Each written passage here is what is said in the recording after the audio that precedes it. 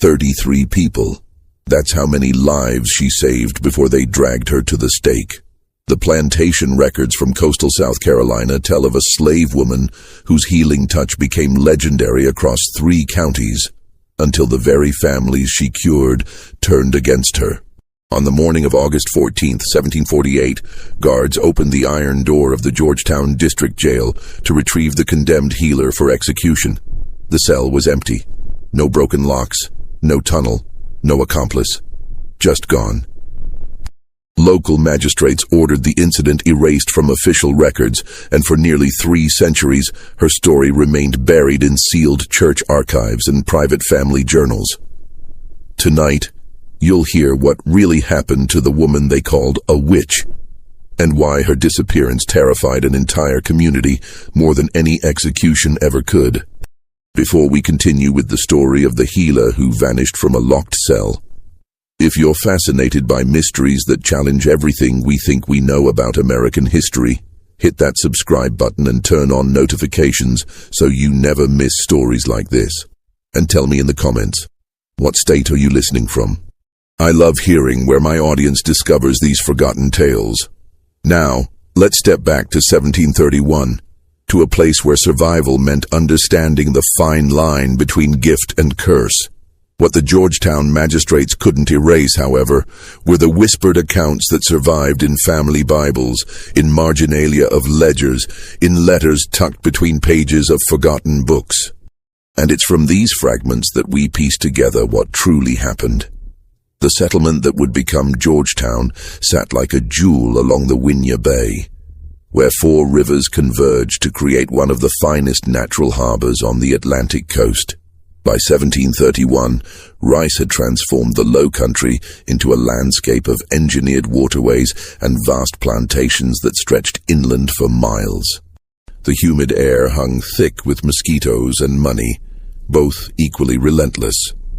The Fairmont plantation occupied nearly 800 acres of prime tidal land, its rice fields organized in a geometric pattern that would have impressed any European engineer.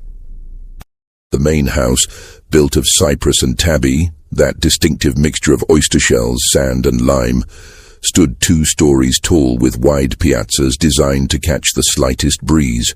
Inside, imported furniture from England mixed with pieces crafted by skilled enslaved carpenters whose names would never appear in any record book. Jonathan Fairmont had inherited the property from his father, along with 63 enslaved people, whose value on paper exceeded the land itself. He was 29 years old, educated at the College of William and Mary, and possessed that particular combination of ambition and insecurity common to second sons of wealthy families. His wife, Catherine, was 16 when they married, the daughter of a Charleston merchant whose fortune came from the triangular trade. She had pale skin that burned easily in the Carolina sun and a persistent cough that the local physician attributed to weakness of constitution. The enslaved community at Fairmont lived in 2 rows of small cabins behind the main house, far enough for propriety, but close enough for quick summons. They worked the rice fields during the day, back-breaking labor in water that reached their thighs, under a sun that could kill a man in hours. At night, they maintained their own small gardens, their own customs, their own quiet acts of resistance. Sarah arrived in early spring of 1731, sold from a plantation in Virginia after her previous owner died intestate. The bill of sale listed her age as approximately 25, her condition as healthy, her skills as domestic work. It mentioned nothing about the small leather pouch she wore around her neck, or the knowledge she carried that couldn't be appraised or inventoried. She was tall for a woman of her time, with hands that moved with peculiar precision when she touched anything green and growing. Her eyes held something that made people uncomfortable. Not defiance exactly, but an unsettling quality of observation, as if she saw more than what appeared on the surface. She spoke little during those first weeks, learning the rhythms of Fairmont, the personalities that ruled it, the small tyrannies and larger cruelties that structured each day. It was one of the field workers, a man named Thomas, whose legs bore the scars of shackle sores that never fully healed, who first saw what she could do. He'd cut his hand badly on an oyster shell while repairing one of the trunk gates that controlled water flow into the rice fields. The wound festered in the heat, turning angry red, then black at the edges. The overseer, a Scotsman named Duncan MacLeish, noted it in his log but did nothing. A dead slave was expensive, but so was the doctor's time. Thomas showed the wound to Sarah one evening after the work bell rang. She examined it without speaking, then disappeared into the woods beyond the slave quarters.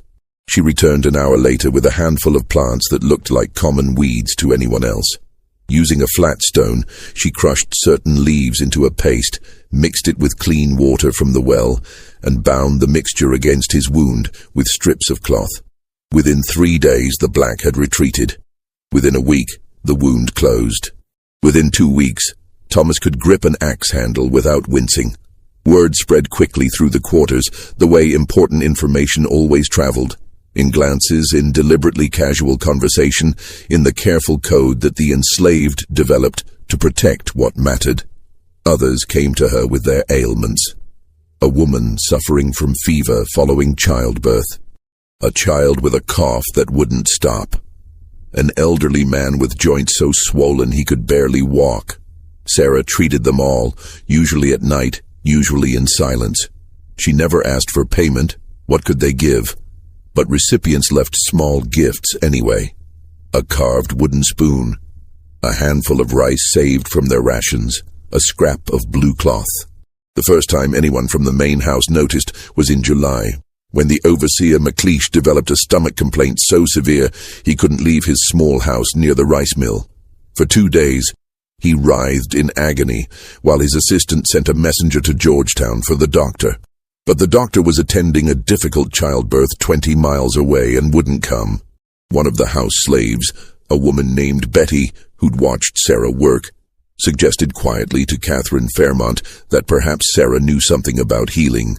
Catherine, desperate as her husband grew increasingly angry about the plantation's halted supervision, agreed. Sarah examined the overseer with the same careful attention she gave everyone. His symptoms suggested something he'd eaten, combined with the brackish water from the well near the rice fields. She prepared a tea from bark she gathered from specific trees, added roots dug from specific spots in the forest, and made him drink it 3 times daily while she monitored his recovery. Within 4 days, MacLeish was back on his horse, shouting orders across the fields. Jonathan Fairmont noted this in his ledger. The slave woman Sarah has demonstrated knowledge of herbal remedies, proved useful with overseer's illness, may serve household purposes. Catherine's cough worsened through the late summer. What began as a mild irritation became a persistent racking that shook her thin frame. The Georgetown physician, Dr. Archibald Hayes, prescribed bleeding, then purging, then a tonic of his own invention that cost Jonathan £3 and did absolutely nothing. By September, Catherine could barely leave her bed.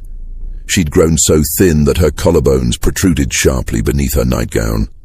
She coughed blood into handkerchiefs that the house slaves burned in secret. Jonathan grew desperate, his worry manifesting as irritation with everyone around him. Betty suggested Sarah again. This time, Jonathan himself summoned the healer to the main house. Sarah stood in the doorway of Catherine's bedroom, taking in everything with those observant eyes. The windows kept closed despite the heat, the chamber pot that smelled of infection, the pale, damp skin, the shallow, rapid breathing.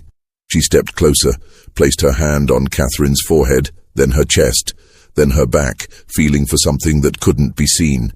"She needs air," Sarah said.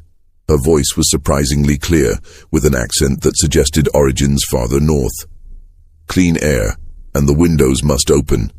The physician said drafts would worsen her condition, Jonathan protested.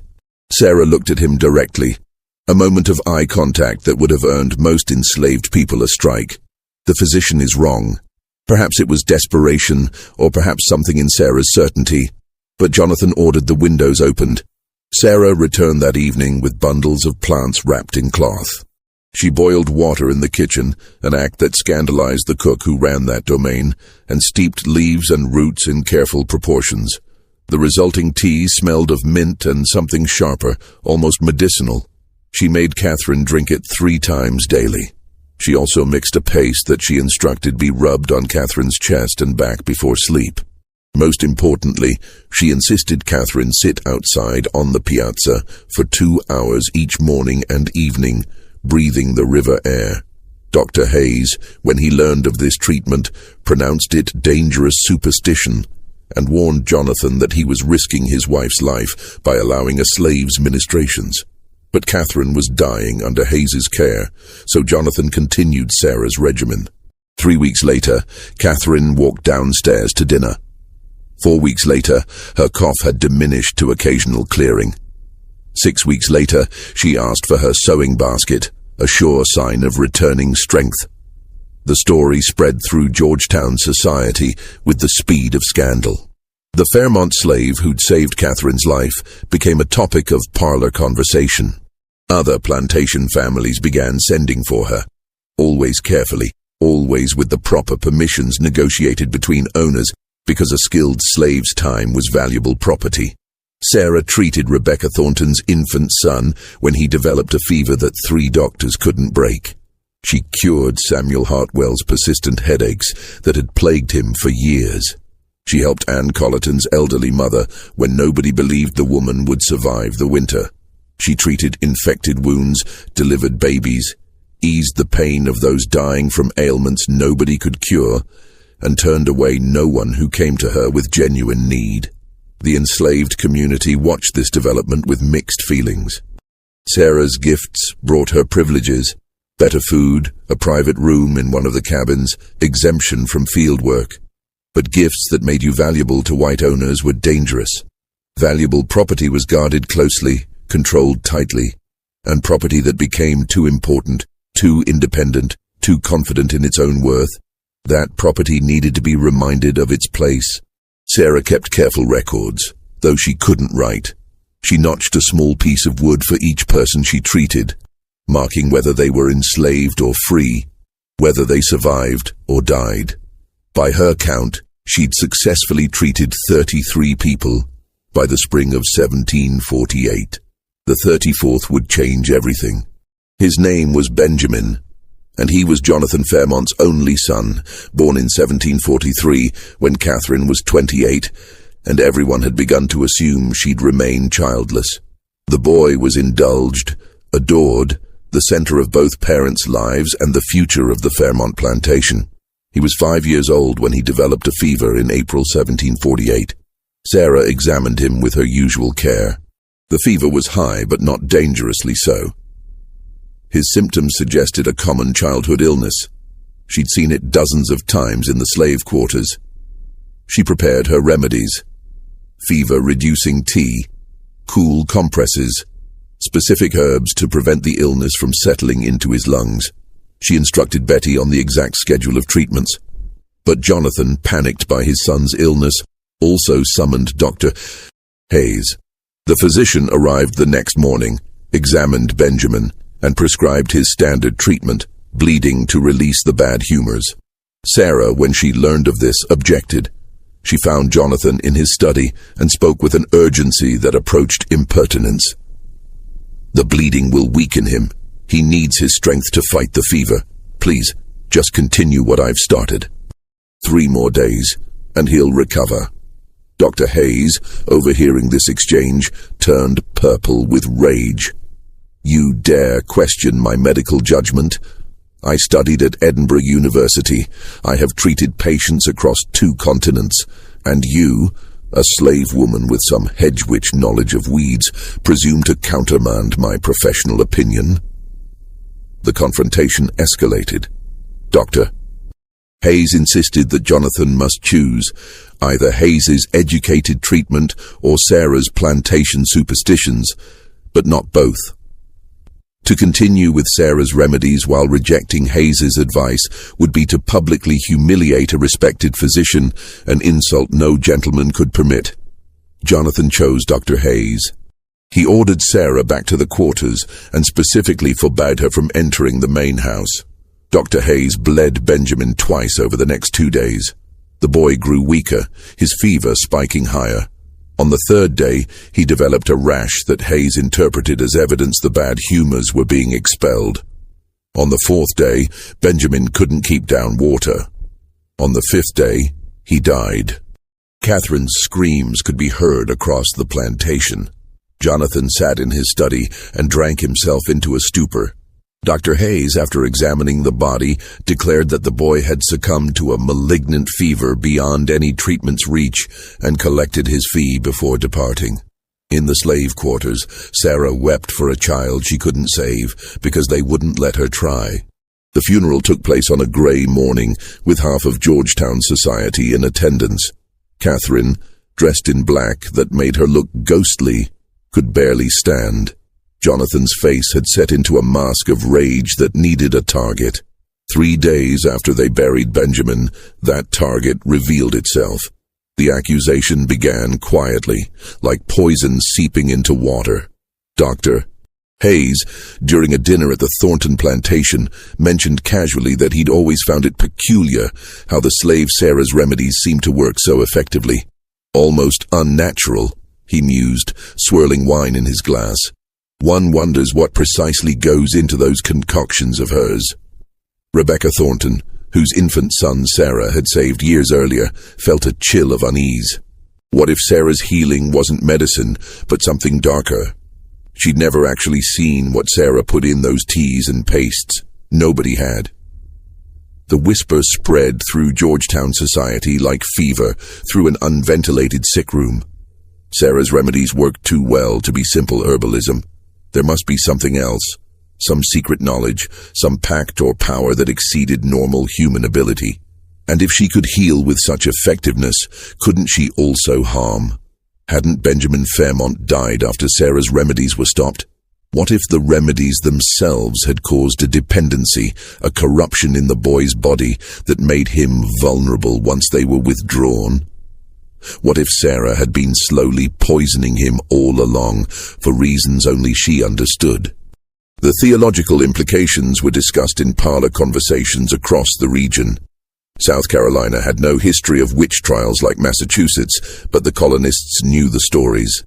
They knew that Satan worked through human instruments, often choosing society's most vulnerable, women, servants, slaves, to do his bidding. Wasn't it suspicious that a slave woman possessed knowledge that exceeded trained physicians? Where could such knowledge come from, except a supernatural source? Jonathan Fairmont, drowning in grief and rage, seized on these whispers like a drowning man grasping at driftwood. His son was dead. Someone must be responsible. And if Sarah's healing had always been devilish rather than divine, then she'd been corrupting his household for 17 years.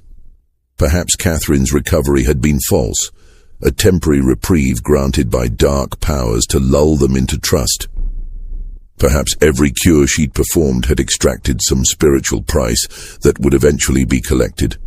On May 3, 1748, Jonathan filed a formal complaint with the Georgetown magistrate, accusing Sarah of practicing witchcraft, of using diabolical arts and poisonous substances to achieve her cures, and of deliberately causing his son's death through supernatural means. The charge was legally absurd. South Carolina had no witchcraft statutes, and the colonial government generally discouraged such prosecutions as primitive superstition. But the magistrate, a wealthy planter himself, who'd lost 2 slaves to mysterious illnesses the previous year, agreed to investigate. Sarah was arrested on May 5th. They came at dawn, 3 men led by McLeish the overseer, who seemed to take particular pleasure in finally exerting authority over someone who'd always made him vaguely uncomfortable. They found her in her cabin, awake. She always rose before dawn, grinding herbs with her stone pestle. The leather pouch she wore around her neck was removed and searched. Inside they found dried leaves of several plants, small roots wrapped in cloth, a piece of quartz crystal, and a small book, handwritten, its pages covered in notes and drawings of plants. "She can write," McLeish said, genuinely shocked. "A slave who can write." Literacy among enslaved people was illegal in South Carolina, punishable by whipping. but that transgression paled beside the witchcraft accusation. The book, written in a mixture of English and another language nobody recognized, was presented as evidence of her occult knowledge. They took her to Georgetown in shackles, an unnecessary cruelty as she made no attempt to resist, and locked her in the jail behind the courthouse. The building was brick, recently constructed, with 3 cells and iron doors that were supposed to represent the advance of civilization into the wilderness. The trial, such as it was, took place over 2 days in late May. Dr. Hayes testified that Sarah's remedies violated natural law and medical science. Rebecca Thornton testified that Sarah had always seemed uncanny in her abilities. Other witnesses came forward with stories. Sarah had once predicted which plantation slave would become ill before any symptoms appeared. She'd found water during a drought by walking through the woods, as if led by invisible guidance. She'd once looked at a pregnant woman and known the child would be born with a defect, and she'd been correct. Each story, innocent in isolation, accumulated into a portrait of someone who possessed knowledge beyond human capacity. Sarah was not permitted to testify in her own defense. Slaves couldn't give testimony against white citizens. But the magistrate, troubled by the proceedings' irregular nature, asked if she had anything to say regarding the charges. She stood in the courtroom, still wearing the plain gray dress she'd been arrested in, and spoke clearly. "I learned healing from my mother, who learned from her mother. Every plant has properties. Every illness has patterns. I watch. I remember. I learn. There's no magic in it, only attention and care." "Then explain," the magistrate said, "how you knew Rebecca Thornton's child would survive when 3 physicians said he would die." Sarah looked at him steadily. The physicians were draining his blood when he needed fluids. They were closing the windows when he needed air. They were treating their theories instead of watching the actual child. I watched. I saw. I acted. The child lived because I paid attention to what was real instead of what I'd been taught. The courtroom murmured at this near insolence. The magistrate frowned. Dr. Hayes looked furious. The verdict came quickly. Guilty of practicing witchcraft and causing death through supernatural means. The sentence handed down on May 28th was death by burning, to be carried out at dawn on June 1st. Catherine Fairmont, when she heard the verdict, took to her bed and wouldn't speak. Jonathan drank and told himself justice had been served. The enslaved community at Fairmont said nothing aloud but gathered in the evenings to whisper prayers and fears. In her cell, Sarah sat with her back against the cold brick and calculated her chances of survival. The jailkeeper was a man named Hosea Jenkins, 43 years old, who supplemented his meager government salary by running a small cooperative business in his spare time. He was not a cruel man by nature, but neither was he particularly compassionate. Prisoners were prisoners, and his job was to keep them locked up until the law decided otherwise. Sarah was his only current prisoner. Georgetown was small enough that serious crime remained rare. He brought her food twice daily, corn mush in the morning, rice and beans in the evening, water when she asked. He rarely spoke to her except to announce when he was opening the cell door. But on the evening of May 29th, 2 days before her scheduled execution, Jenkins found Sarah sitting cross-legged in her cell, eyes closed, lips moving in what might have been prayer or might have been something else. When he set down her food, she opened her eyes and looked at him. "Your daughter suffers from headaches," she said. Jenkins froze. His daughter Martha, aged 11, did indeed suffer from terrible headaches that left her bedridden for days at a time. But he'd told no one in Georgetown about this. It was family business, private, and besides, who could help? "How do you know about Martha?" he asked. "You have lines around your eyes that come from worry, not age. You carry the smell of feverfew. You've been trying to treat someone with it, but feverfew alone won't help if the headaches come from pressure in the skull. You need willow bark tea mixed with feverfew given at the onset of pain, not after it's established. and she should sleep with her head elevated on 2 pillows instead of 1. Jenkins stared at her. "You're about to burn for witchcraft, and you're giving me medical advice." "I'm about to burn for healing people," Sarah corrected. "There's a difference." That night, Jenkins went home and prepared the tea exactly as Sarah described. When Martha's headache began the next morning, he could always tell by how she squinted at the light. He gave her the tea and elevated her head. Within an hour, the pain receded instead of building. By afternoon, Martha was up and playing with her younger brothers. Jenkins sat in his small house that evening and wrestled with his conscience. The law said Sarah would burn. The court had decided. But the law had also said that healing his daughter's pain was witchcraft, and if that was witchcraft, then the law itself was sick. He made a decision that would cost him everything. On the evening of May 31st, after darkness fell, Jenkins visited Sarah's cell. "I'm going to unlock this door," he said quietly. "In 10 minutes, I'll be in my office, facing away from the cells, examining ledgers that require my complete attention. What happens after that is between you and God." Sarah stood. "They'll know you helped. They'll suspect. They won't prove. I'm a free man. They can't torture a confession out of me, and I'll have plausible story about falling asleep at my desk." He paused. "My Martha is 11 years old. Before you treated her headaches, she spent half her life in pain. That's worth my job, maybe worth more. Where should I go?" "North. Follow the river inland, away from the plantations. There are places in the backcountry where nobody asks questions, where people need healing and don't care where it comes from. You'll find help if you're careful." He handed her a small bundle. "Food, a knife, flint. It's all I can spare." Just when we thought the story would end at the stake, one man's conscience changed everything. If you're gripped by this tale of courage and impossible choices, show your support by hitting that like button and sharing this video with someone who loves true historical mysteries. And drop a comment with your theory. Do you think Sarah made it to freedom? Or did they catch her before dawn? Let's find out what happened next together. At midnight on June 1st, Sarah walked out of her cell. She moved through the darkened jail like smoke, making no sound. Jenkins sat at his desk, his back to the cells, his hands trembling slightly as he pretended to review supply ledgers by candlelight. She paused at his door. "Thank you," she said softly. He didn't turn around. "Go." Sarah disappeared into the Carolina night. Dawn came precisely at 5:47 a.m. on June 1st, 1748.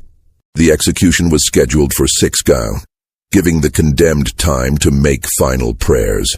When Jenkins arrived at the cell to escort Sarah to the stake that had been prepared in the courthouse square, he performed his role with convincing shock and alarm. "She's gone. The prisoner has escaped." The magistrate was summoned from his bed. Jonathan Fairmont arrived within 20 minutes, still buttoning his coat. Dr. Hayes came to observe and provide medical expertise should anyone be injured during the search. Half of Georgetown's free population gathered to witness the scandal. The cell was examined thoroughly. The lock showed no signs of tampering because it had been opened with a key. The iron door hung properly on its hinges. The window, a narrow slit barely wide enough for a child to squeeze through, remained barred and secure.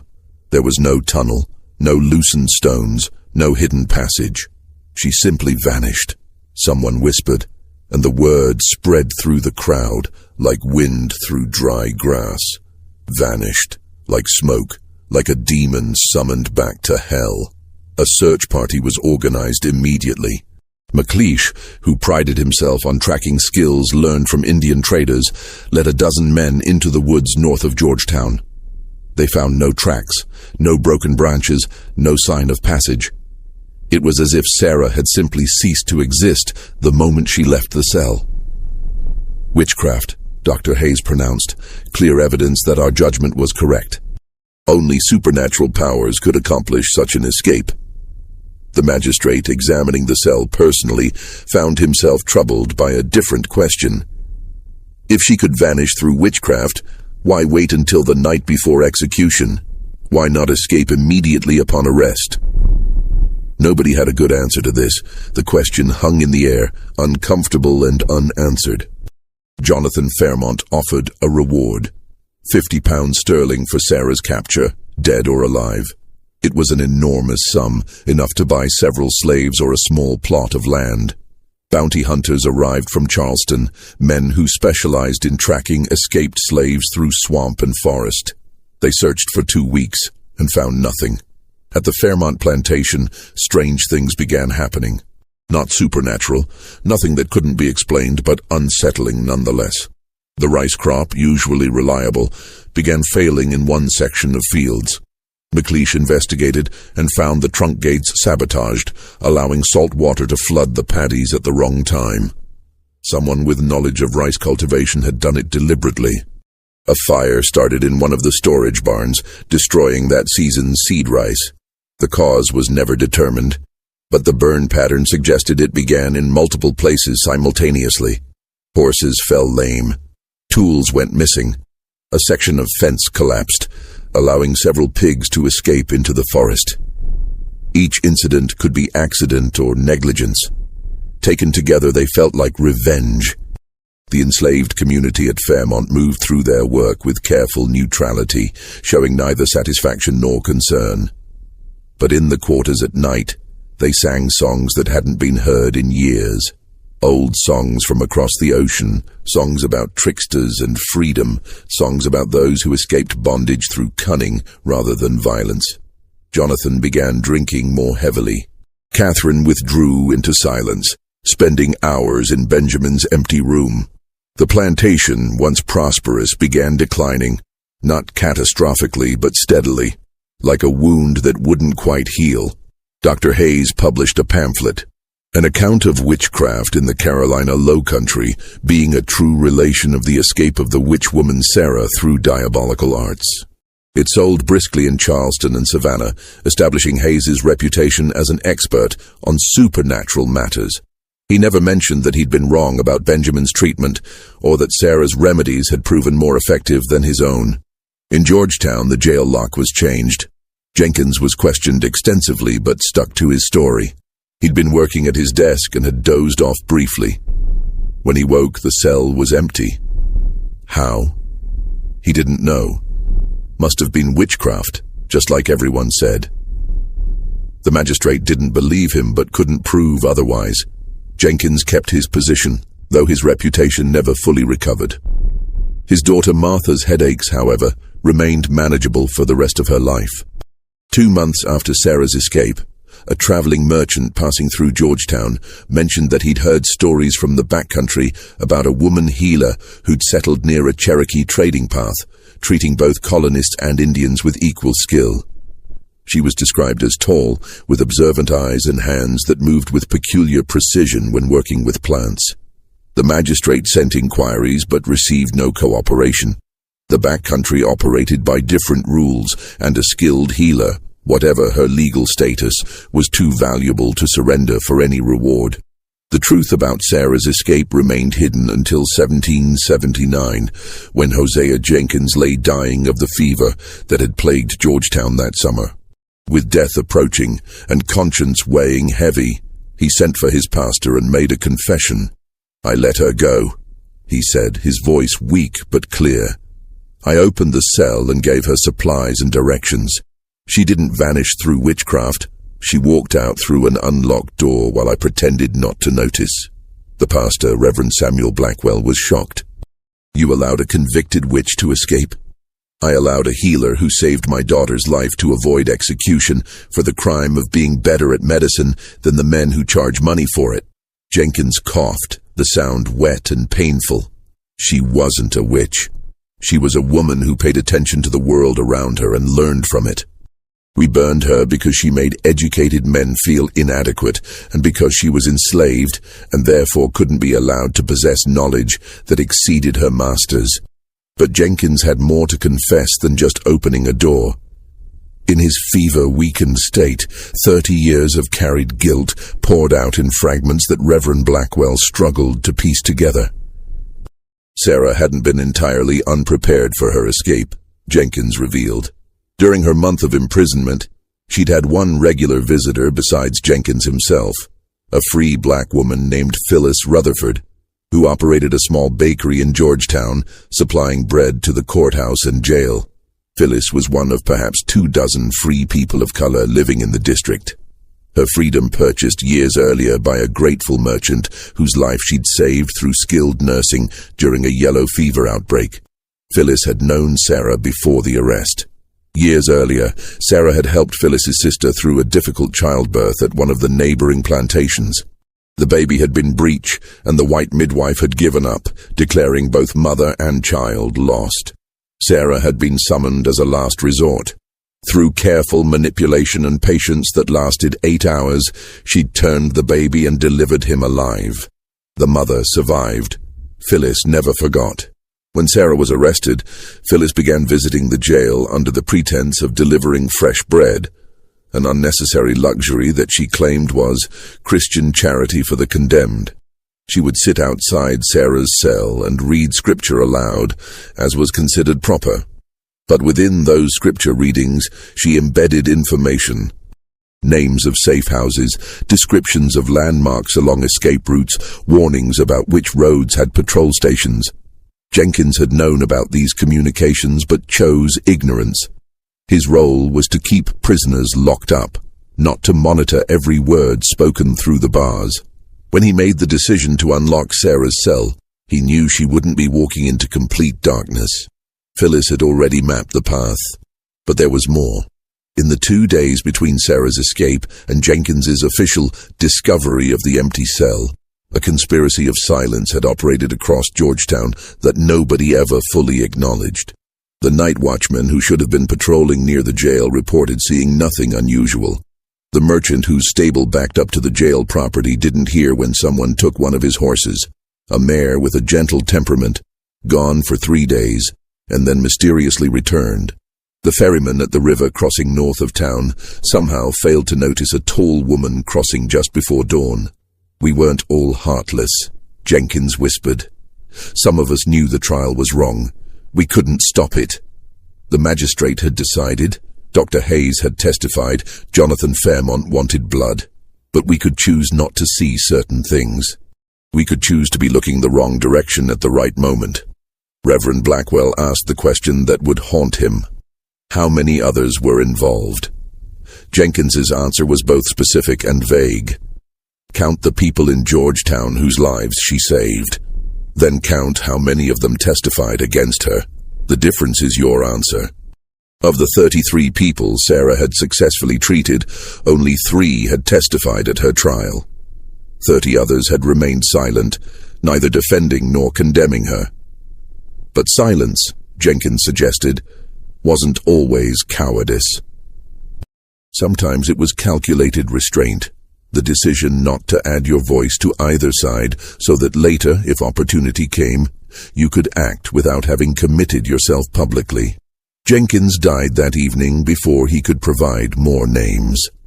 Reverend Blackwell was left with a confession that implicated dozens of Georgetown citizens in a conspiracy to undermine a legal execution. He struggled with what to do about this knowledge. The Revolutionary War was in full chaos in 1779. British forces controlled much of South Carolina. Georgetown itself would change hands multiple times over the next 2 years. In the midst of this upheaval, prosecuting people for a 30-year-old mercy seemed absurd. More than absurd. It seemed like precisely the kind of rigid adherence to law over justice that the revolution itself was supposedly fighting against. Blackwell made a decision that would define his ministry. He recorded Jenkins's confession in his private journal but took no official action. He did, however, begin asking quiet questions about what had happened to the woman who'd escaped. This investigation led him to Phyllis Rutherford, now in her 60s and still operating her bakery, despite the war's disruptions. When Blackwell approached her after Sunday services and mentioned Jenkins's deathbed confession, Phyllis studied him for a long moment before speaking. "Walk with me, Reverend." They walked along the riverfront, away from listening ears. Phyllis spoke in a low voice about a network that nobody acknowledged, but everyone knew existed. A loose organization of free black people, sympathetic white citizens, and trusted enslaved individuals who helped move people to safety when the law became an instrument of injustice rather than protection. "We didn't do it often," Phyllis said. "Couldn't. Each escape made the next one harder, made the authorities more suspicious. But sometimes a case was so clearly wrong that silence became impossible. Sarah was one of those cases." Phyllis revealed details that Jenkins hadn't known. The escape route had been planned for 2 weeks before Jenkins made his decision. They'd been waiting for him, or someone like him, to provide the opening. If Jenkins hadn't unlocked the door, they'd found a blacksmith willing to forge a key. If that failed, they'd identified a weak point in the jail's brick wall that could be breached with tools and time. One way or another, Sarah would not have burned. "You have to understand," Phyllis said. "By 1748, we'd all seen what happened when knowledge met fear. Sarah's crime wasn't witchcraft. It was competence. She made educated white men look incompetent, and worse, she did it while enslaved. That combination couldn't be tolerated. If they'd burned her, what message would that send? That any enslaved person with skills exceeding their station could be executed on supernatural charges? We couldn't allow that precedent." Reverend Blackwell asked the question that mattered most. "Did she survive? Did she make it to freedom?" Phyllis smiled but didn't answer directly. "I received a letter once, years after the escape. It came through Charleston, passed hand to hand until it reached me. No signature, no return address. But I knew the hand that wrote it. I'd seen Sarah's plant drawings, and the handwriting matched. The letter thanked me for the scripture readings that summer, said she'd found the passages particularly illuminating. That was all. But it was enough. The existence of this letter was significant. If Sarah had survived to write it, she'd not only reached safety, but had maintained her literacy. A dangerous thing for any black person in the South, enslaved or free, and evidence of remarkable determination. She'd also maintained connections, knew who could be trusted to carry messages across state lines without asking too many questions. Reverend Blackwell pressed for more details about Sarah's destination, her life after escape. Phyllis shook her head. That knowledge died with the people who had it. Safer that way. The less any one person knows, the less they can reveal under pressure. She paused. "But I heard stories over the years, rumors from travelers. Talk of a black medicine woman in the backcountry who treated everyone equally. Cherokee, Creek, white settlers, escaped slaves, free black families. Some said she'd married a Cherokee trader. Others claimed she lived alone, independent, beholden to no one. The stories contradicted each other, which probably means at least some were true." Before they parted, Phyllis asked Blackwell what he intended to do with Jenkins's confession. The Reverend was honest. He didn't know. Phyllis offered advice. "The war will end eventually. When it does, we'll build something new, or try to. That new country will need to decide what kind of justice it wants. The old kind, where law protects power and property above all else, or something better. Your journal, Reverend, with Jenkins's confession and this conversation, keep it. Someday, someone will need to know that even in dark times, some people chose mercy over law. That will matter more than you think." Reverend Blackwell took her advice. His journal remained in his family's possession, a private document recording the moral complexities that official histories preferred to ignore. But the ripples of Sarah's case extended beyond Georgetown. In the years following her escape, South Carolina saw a notable decline in witchcraft accusations. This wasn't due to growing rationality alone, though the Enlightenment was influencing colonial thought, but because Sarah's disappearance had demonstrated the practical problems with such prosecutions. If accused witches could escape through supernatural means, what was the point of trials? And if they escaped through human aid, as some suspected, then the social consensus needed for executions was clearly lacking. Dr. Hayes's pamphlet about Sarah's case, published in 1749, had actually worked against its author's intentions. Rather than establishing Hayes as an expert on supernatural matters, It made him look credulous and superstitious. Educated readers in Charleston and Savannah, influenced by European scientific thinking, mocked his conclusions. One satirical response, published in the South Carolina Gazette in 1750, suggested that perhaps Dr. Hayes's medical treatments were the real witchcraft, given how many patients survived by avoiding his care. Hayes's medical practice declined steadily after this controversy. By 1755, he'd lost most of his wealthy patients. The lawsuit that ended his career in 1763 was almost merciful. It gave him an excuse to retire, rather than admit he'd been abandoned by the very society he'd tried to defend against supposed supernatural threats. Meanwhile, at Fairmont Plantation, the consequences of Sarah's trial and escape continued to manifest in ways that couldn't be easily explained. The section of rice fields that had been sabotaged never recovered full productivity, but that was understandable given the salt contamination. What was less easily explained was the pattern of misfortune that seemed to follow Jonathan Fairmont specifically. His slaves didn't run away more than others.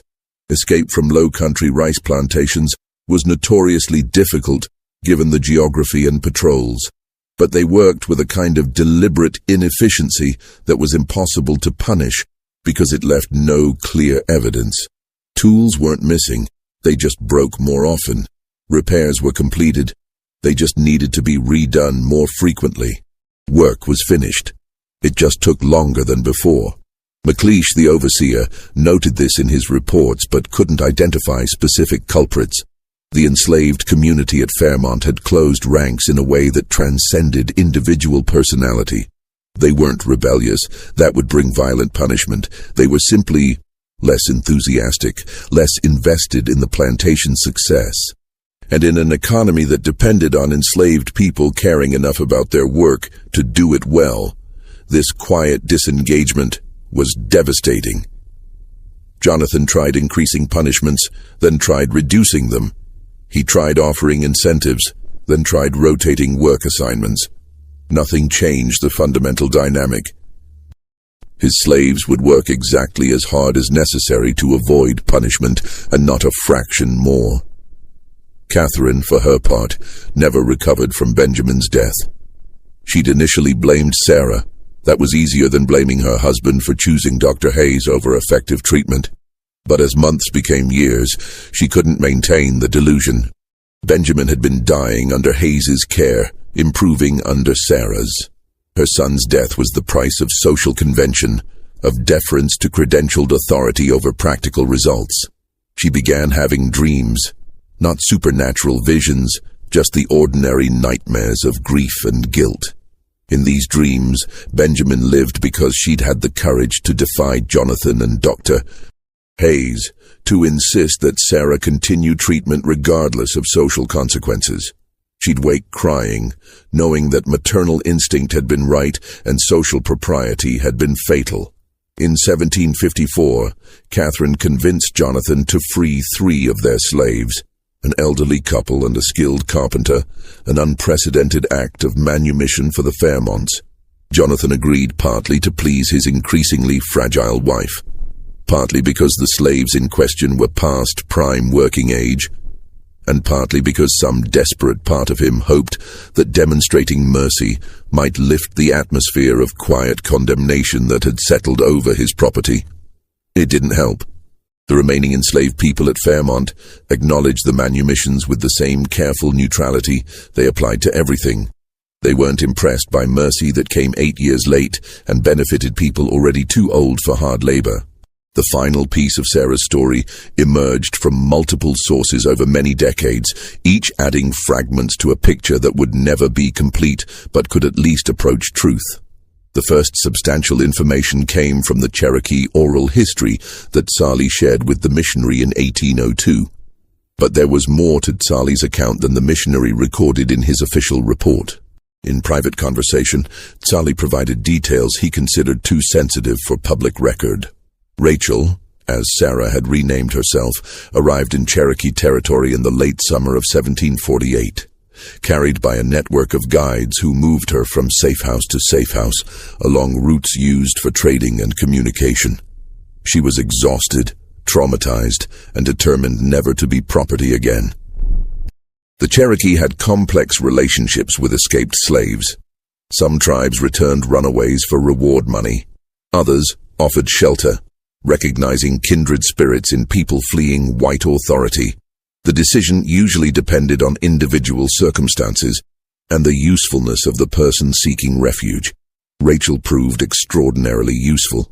Within weeks of arrival, she treated a respected elder's chronic joint pain with techniques that Cherokee healers acknowledged worked better than their traditional approaches.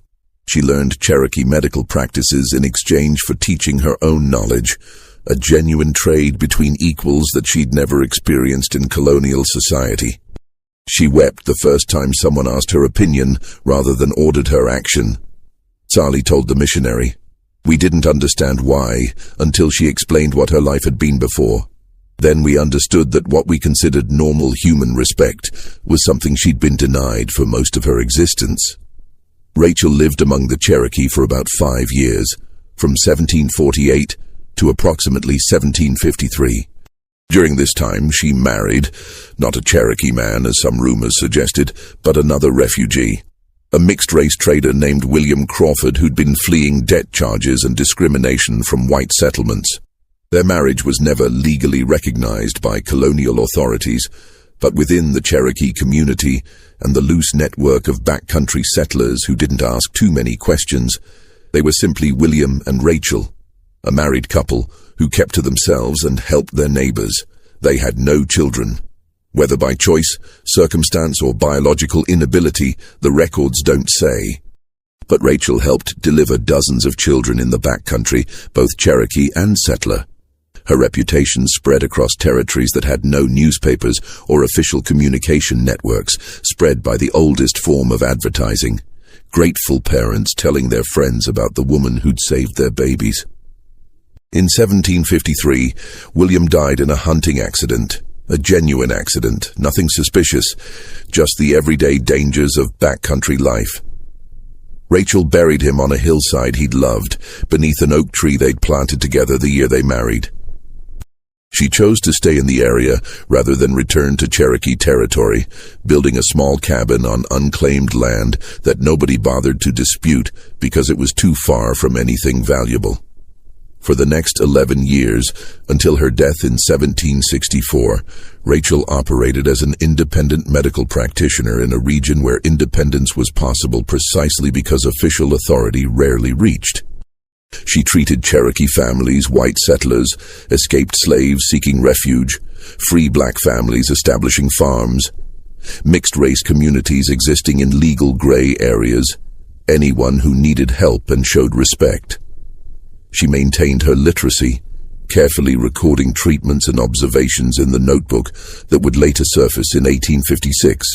The notebook reveals a mind that never stopped learning, never stopped refining techniques, never stopped questioning why remedies worked or didn't. She experimented with different preparation methods for the same plants, documented seasonal variations in effectiveness, noted which treatments worked better for children than adults, recorded the warning signs that suggested when conventional remedies wouldn't be enough. The notebook also contained personal observations that revealed Rachel's psychological state.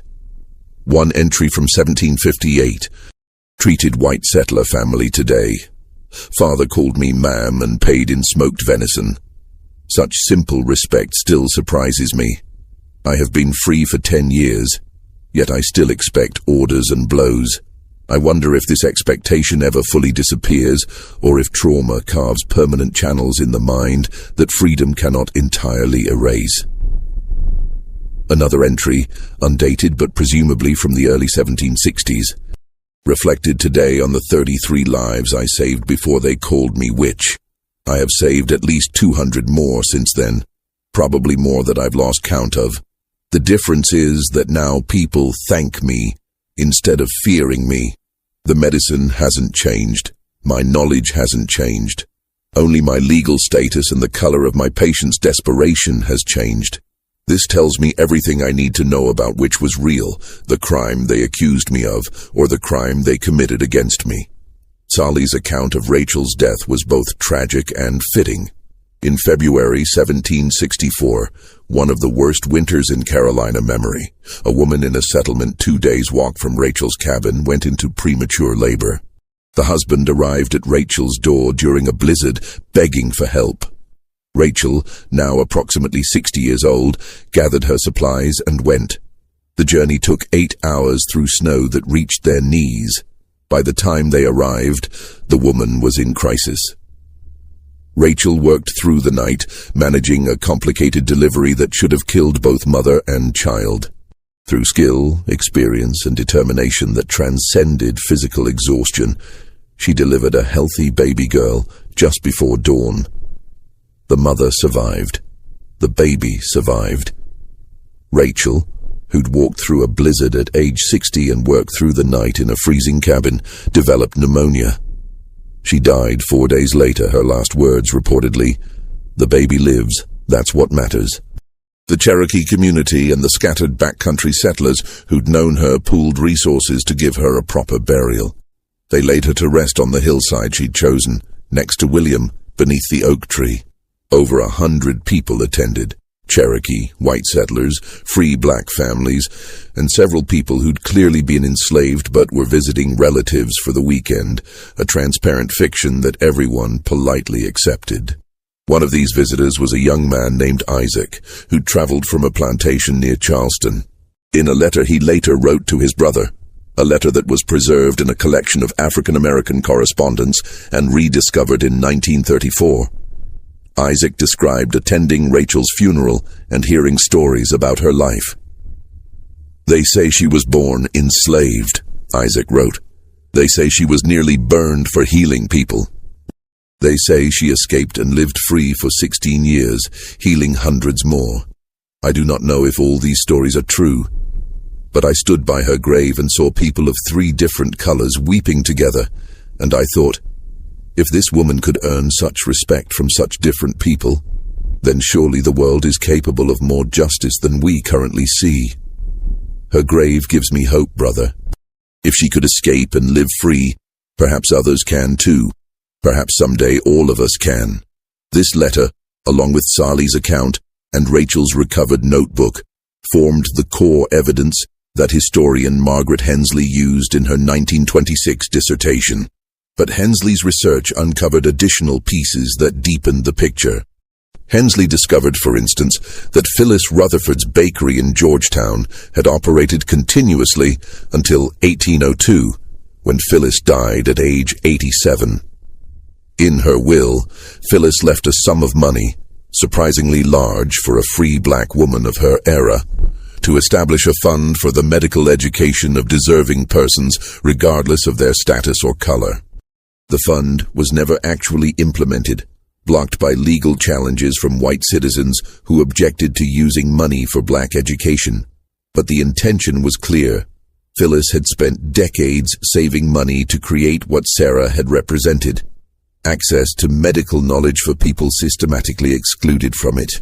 Hensley also tracked down descendants of Hosea Jenkins and interviewed his great-great-granddaughter in 1924. The family had preserved not just Jenkins's memory as the jailkeeper who let the witch escape, but also a more complex understanding of his motivations. Jenkins' daughter Martha, whose headache Sarah had cured, lived until 1809. She'd told her own children and grandchildren about Sarah, ensuring that the family memory preserved the healer rather than the witch. Great-great-grandmother Martha said Sarah wasn't magic. Jenkins's descendant told Hensley. She said Sarah just paid attention to things that doctors ignored. She said Sarah looked at her, really looked, and asked questions about when the headaches came, what made them worse, what made them better. Nobody had ever asked her those questions before. The doctors just bled her and charged money. Sarah listened and helped. That was her crime, apparently, being too good at noticing. Perhaps most significantly, Hensley discovered evidence that Sarah's medical techniques had spread far beyond the backcountry where Rachel had practiced. In plantation records, family journals, and medical accounts from across the South, Hensley found recurring references to enslaved healers using techniques that matched Sarah's methods. techniques that were notably more effective than contemporary medical practice. This suggested that Sarah hadn't been unique. She'd been part of a broader tradition of African and African American medical knowledge that enslaved communities preserved and transmitted despite systematic efforts to suppress it. Her trial and escape had simply made her visible in a way that threatened white authority. The leather pouch taken from Sarah during her arrest, the one that had been stored in the Georgetown courthouse until the building burned in 1779, had actually been retrieved before the fire. Hensley discovered a reference to it in a 1777 estate inventory. A Georgetown doctor named James Pemberley had somehow acquired one leather pouch containing dried herbs and roots, said to have belonged to the witch woman Sarah, kept as curiosity. Pemberley died in 1778, and his estate was liquidated to pay debts. The pouch was purchased by a medical student from Charleston who was fascinated by folk remedies. That student, William Drayton, became a physician who incorporated some of what he'd learned from studying Sarah's herbs into his own practice. In his personal journal, Drayton wrote, "Examined the contents of the so-called witch's pouch today. Found specimens of willow bark, feverfew, and several other botanicals. Tested their properties and found them remarkably effective for various ailments. Either this woman was remarkably lucky in her plant selection, or she possessed knowledge that exceeded my expensive medical education. I suspect the latter, which troubles me more than I care to admit." By the time Hensley published her dissertation in 1926, she'd accumulated enough evidence to conclusively demonstrate that Sarah had been a skilled medical practitioner, that her escape had been aided by multiple people who recognized an injustice, and that her influence had persisted long after her death through the treatment she'd pioneered and the people she'd trained. Hensley's work was largely ignored by mainstream historians, partly because it centered a black woman's story in an era when such histories were considered marginal, partly because it complicated the narrative of steady medical progress that the profession preferred. But it found an audience among medical historians, anthropologists studying folk medicine, and the growing field of African American history. In 1956, a historical marker was placed near the site where Rachel's cabin had stood. By then long gone, reclaimed by forest. The marker read, "Near this site lived a healer known as Rachel, believed to be Sarah of Georgetown, who escaped execution for witchcraft in 1748 and practiced medicine among Cherokee and settler communities until her death in 1764. She represents the many black healers whose knowledge preserved lives and challenged authority in early America." The marker lasted until 1965, when vandals destroyed it. It was never replaced. But the destruction sparked a local effort to preserve the oral histories of backcountry medicine, resulting in a collection of recorded interviews with elderly residents who remembered stories their grandparents had told about various healers, including a tall black woman with careful hands and observant eyes, who'd lived alone but was never lonely, who'd asked for little but given much, who'd be and called a witch by people who feared her, and a savior by people who knew her. In Georgetown itself, the story of Sarah evolved over centuries. By the 1820s, she'd become a campfire story, a witch who escaped through magic, a cautionary tale about dabbling in dark arts. By the 1920s, she'd been largely forgotten, a footnote in local histories. By the 1980s, after Hensley's research had slowly percolated through academic circles and into public consciousness, she'd been reclaimed as a symbol of resistance and knowledge persisting against oppression. In 2003, the Georgetown County Historical Society issued a formal statement acknowledging that Sarah's trial had been a miscarriage of justice, that her medical knowledge had been genuine and valuable, and that her persecution represented a shameful chapter in local history. The statement stopped short of an official apology. Authorities in 2003 couldn't apologize for actions taken by different authorities in 1748, but it represented a shift in how the community understood its own past. What do you think of Sarah's story? Do you believe justice was ever truly served, or did she simply survive an injustice that was never properly addressed? The question of whether mercy is enough when justice fails remains relevant today. Leave your thoughts in the comments below. I'm genuinely curious how this story resonates with you.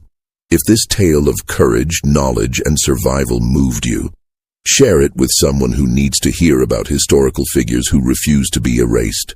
Subscribe to Liturgy of Fear for more forgotten American stories that challenge what we think we know about our past. Hit that notification bell so you never miss these deep dives into the mysteries that official histories tried to bury.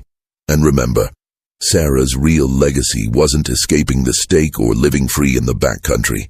Her legacy was every life she saved, every person she trained, every technique she documented, every time someone chose mercy over law, healing over authority, observation over assumption. That legacy outlived her persecution by centuries and continues to this day in how we understand the complex relationship between power, knowledge, and justice. Thank you for listening. I'll see you in the next video, where we'll uncover another story from America's shadows that deserves to be brought into the light.